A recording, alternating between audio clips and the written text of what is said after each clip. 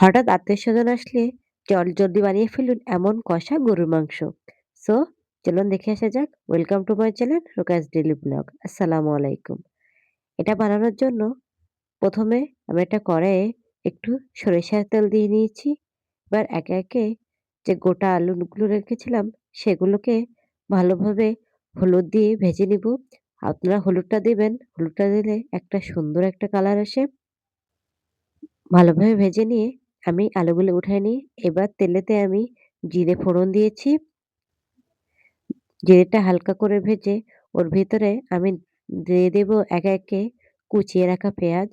পেঁয়াজটা আমি সুন্দর করে ভালোভাবে ভেজে নিব। পেঁয়াজটা কালার আসা পর্যন্ত ভাজতে হবে। তারপর এর ভেতর দিয়ে দিব আমি একে, একে রসুন বাটা ও আদা বাটা।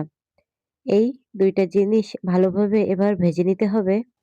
আমি এখানে চুলার আঁচ মিডিয়াম রেখেছি। এবার এখানে দিয়ে দিব আমি যে রসুনের কোয়াগুলো রেখেছিলাম সেগুলোকে। এবার এগুলোকে সুন্দর করে ভেজে নিয়ে তার ভিতরে দিয়ে দেব ২ চামচ গোঁড়ামরিচ। এবার এগুলোকে সুন্দরভাবে নাড়াচাড়া করে নিতে হবে এবং এর ভিতরে আমি অল্প পরিমাণ পানি দিয়ে মসলাটাকে কষিয়ে নিব। চুলোর আঁচটা সবসময় মিডিয়ামে রাখবেন। হাইতে রাখলে কিন্তু আমাদের মসলাটা পুড়ে যাবে। এখানে আমি দিয়ে দিচ্ছি স্বাদ পরিমাণ লবণ। সবাই নিজের স্বাদমতো লবণ দিয়ে নিবেন। মাংসের কালারে যখন এমন হবে এবং উপর থেকে তেল উঠে আসবে তখন আমি মাংসটা এর ভিতরে দিয়ে নিব। এবং মাংসটা সুন্দরভাবে ধীরে, ধীরে আমি কষিয়ে নিচ্ছি।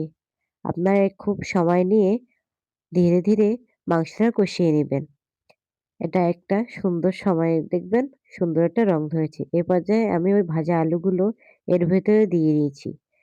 যখন মাংসের কালারটা এমন হয়ে আসবে এবং নিচ থেকে লেগে, লেগে আসবে তখন আমি এ এই মাংসের ভিতরে ঝোল দিয়ে দিব। আপনারা এখানে পানির পরিমাণটা বেশিই রাখবেন ও চুলার আঁচটা মিডিয়াম রাখবেন। কারণ গরুর মাংসে যেহেতু জাল খায় তো দ্রুত দিলে অবশ্যই মাংসটা সিদ্ধ হবে না এবং খেতে অত বেশি ভালো লাগবে না। এই যে রান্নায় বলক চলে এসেছে। এবার আমি ঝোল কমিয়ে এই যে নামিয়ে ফেলতেছি। এই যে আমাদের রেডি রসালো গরুর মাংস রান্না। যদি ভিডিওটা ভালো লেগে থাকে অবশ্যই সাবস্ক্রাইব করে পাশে থাকবেন। আসসালামু আলাইকুম।